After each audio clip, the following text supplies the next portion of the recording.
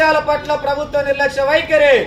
కనీస వేతనం 18,000, కనీస వేతనం 18,000, కనీస వేతనం 18,000. పెండింగ్ లో ఉన్న జూలై నెల పారితోషికం, పెండింగ్ లో ఉన్న జూలై నెల పారితోషికం, ఆలస్యం కాకుండా ఆగస్టు నెల పారితోషికం, ఆలస్యం కాకుండా ఆగస్టు నెల పారితోషికం, పెండింగ్ లో ఉన్న జూలై నెల పారితోషికం, పెండింగ్ లో ఉన్న జూలై నెల జీతాలు. మాకు పారితోషికం రాలేదు, ఎందుకంటే భర్తలు లేని ఆశాలు ఉన్నారు. వాళ్ళు రెంట్లలో ఉండి వాళ్ళు జీతాలు లేక పిల్లల ఫీజులు కట్టలేక చాలా ఇబ్బంది పడుతున్నారు.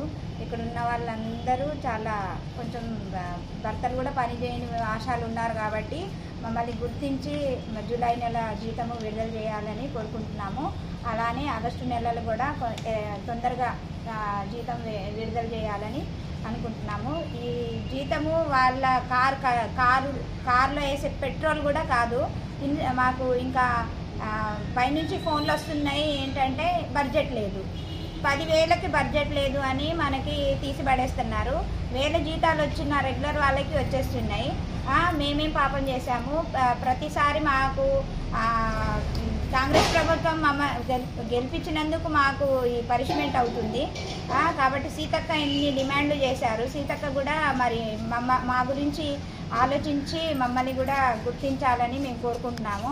అలాగే త్వరగా జూలై నెల ఇన్సెంటివ్ పడేటట్టు చూస్తారని కోరుకుంటున్నాము. అలాగే ఆగస్టు నెల ఇప్పుడు నెలాఖరు వస్తుంది. ఒక్కొక్కరు ఈఎంఐలు కట్టాలి. వాళ్ళు ఈఎంఐలు కట్టలేక, ఫీజులు కట్టలేక, ఇంట్లో ఎల్లదేయలేక, రెంట్లు కట్టలేక ఆశాలు చాలా ఇబ్బంది పడుతున్నారు.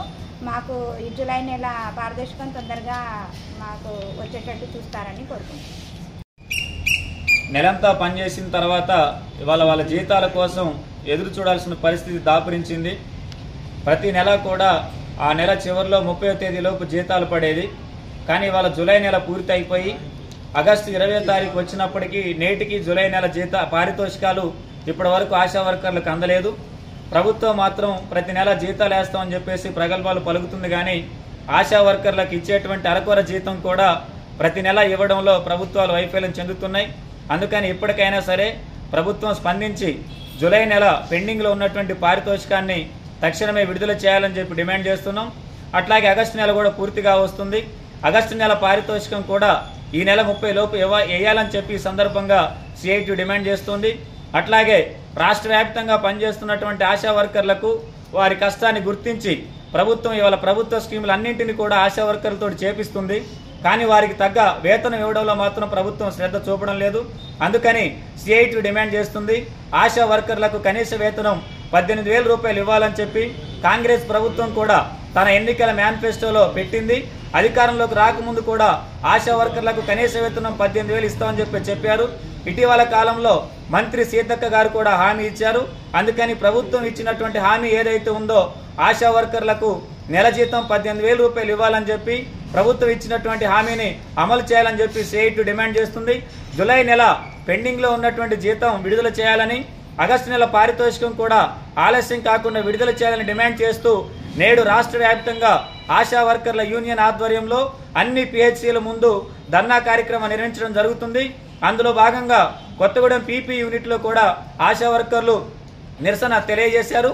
ఈ నిరసనకు స్పందించైనా సరే ప్రభుత్వం జూలై నెల పారితోషికం విడుదల చేయాలని చెప్పి ఈ సందర్భంగా ప్రభుత్వాన్ని డిమాండ్ చేస్తూ ఈ రోజు ఈ కార్యక్రమంలో పాల్గొన్న ఆశా వర్కర్లందరికీ సిఐటి కొత్తగూడెం టౌన్ కమిటీ తరఫున పేరున హృదయపూర్వక ధన్యవాదాలు తెలియజేస్తూ ఈ కార్యక్రమంలో పాల్గొన్న మీ అందరికీ ప్రత్యేకంగా ధన్యవాదాలు.